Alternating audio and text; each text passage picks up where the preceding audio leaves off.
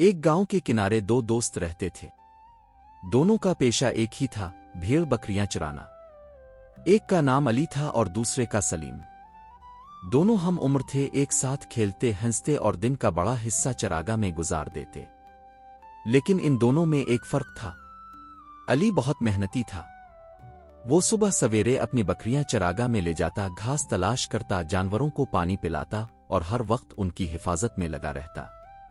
वो समझता था कि अगर जानवरों की अच्छी देखभाल की जाए तो अल्लाह बरकत देता है। इसके बरक्स सलीम हमेशा सुस्त रहता। वो देर से बेदार होता, अक्सर बकरियों को खुद छोड़ देता और छांव में बैठकर सारा दिन सोता रहता।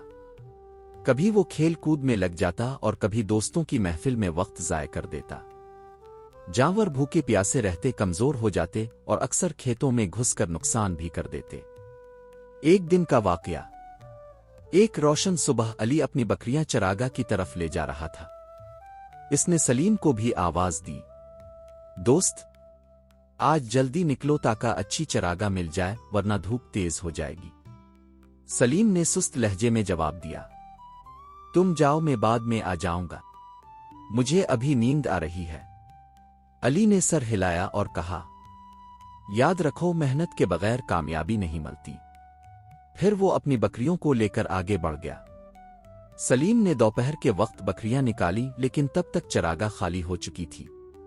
अली की बकरियां सब्ज घास खा चुकी थीं और सलीम के जानवरों के लिए कुछ नहीं बचा। भूखे जानवर आदेर अलिफादेर भागने लगे और खेतों में घुस गए।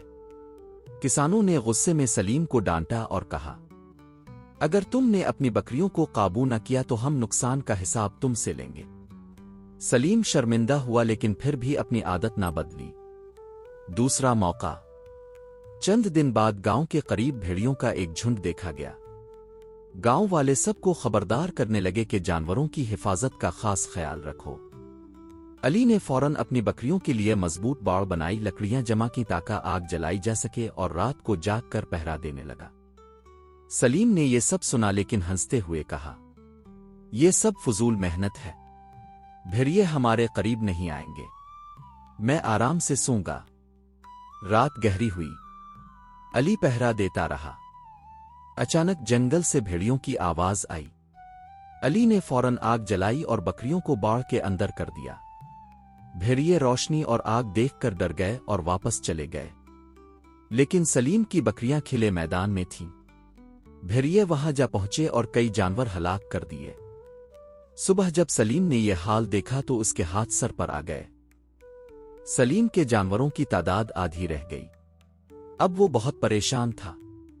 किसानों का कर्ज, बकरियों का नुकसान और लोगों की बातें, सब ने इसे बेचैन कर दिया। वो अली के पास गया और रोते हुए कहा, दोस्त, तुम हमेशा मेहनत का कहा करते थे, मगर मैंने सुनी अनसुनी कर दी।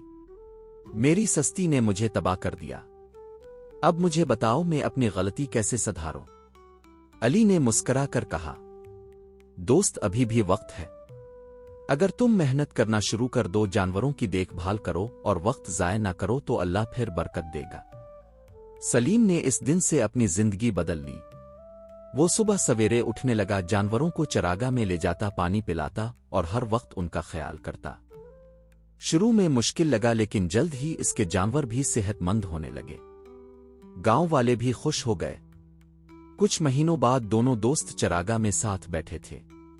अली ने कहा, देखा दोस्त, मेहनत कभी ज़ाय नहीं जाती। आज तुम्हारे जानवर फिर से तंदुरुस्त हैं क्योंकि तुमने सस्ती छोड़ दी है। सलीम ने जवाब दिया, हाँ अली, अब मुझे समझ आ गया है कि मेहनती इंसान को हमेशा कामयाबी मिलती है और सुस्त इंसान का अंजाम बुरा होता है।